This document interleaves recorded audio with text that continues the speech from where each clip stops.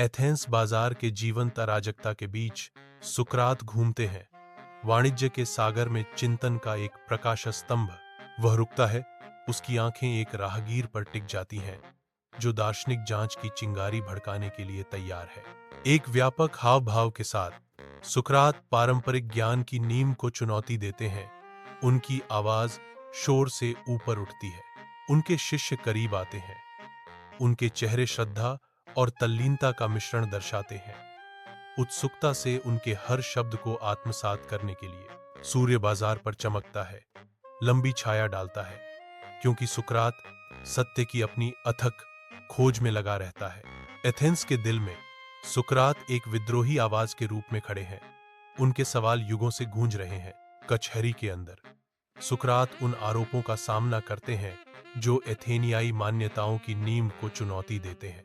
Athenian नागरिक अदालत कक्ष में भर जाते हैं।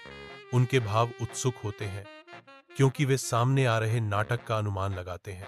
ऊंची खिड़कियों से धूप की किरणें आती हैं, जो जूरी के सदस्यों के चेहरों पर लंबी परछाइयां डालती हैं। सुकरात अडिग रहते हैं। उनकी आकृति तनावपूर्ण वातावरण के बीच अवज्ञा का प्रतीक है। एथेंस का भार जूरी के कंधों पर टिका है, क्योंकि वे अपना फैसला सुनाने की तैयारी कर रहे हैं। अपनी जेल की धुंधली सीमाओं में सुकरात अपने समर्पित शिष्यों के बीच बैठे हैं।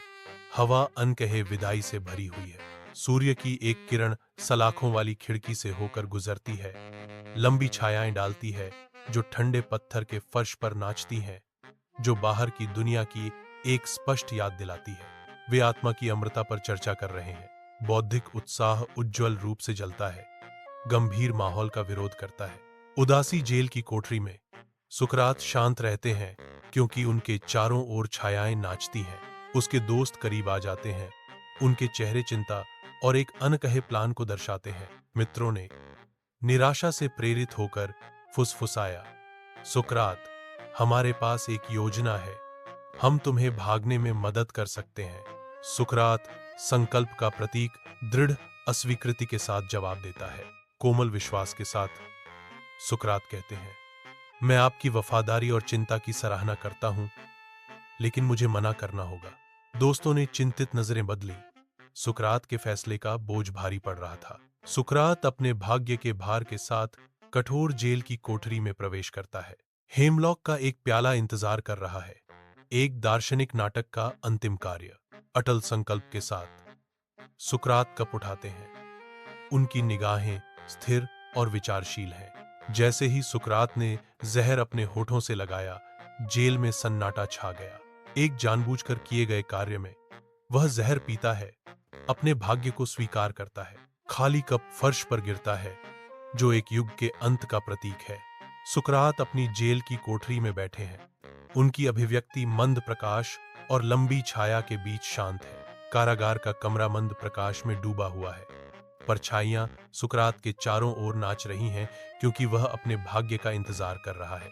अपने शिष्यों को संबोधित करते हुए सुकरात की आवाज शांत रहती है। उनके शब्द मापे हुए और ज्ञान से भरे हुए हैं। सुकरात अपनी अंतिम बुद्धिमत्ता प्रदान करते हैं। अपने सिद्धांतों के प्रति सच्चे रहें। उनके शब्द पत्थर की दीवारों में गूंजते हैं, जो उनके अटूट संकल्प का प्रमाण है। जेल की कठोर सीमाओं में सुकरात शांत पड़े हैं। उनकी सांसारिक यात्रा पूरी हो गई है। दुख हवा में भारीपन लिए हुए है, क्योंकि उनके समर्पित छात्र एकत्रित होते हैं। उनके चेहरे गहन दुख को दर्शाते हैं। उनकी आंखों में उस अपार क्षति की साझा समझ झलकती है जो उन्होंने झेली है। सुकरात की अनुपस्थिति का भार उन पर जम जाता है। एक महान दिमाग के बुझ जाने की मूक स्वीकृति।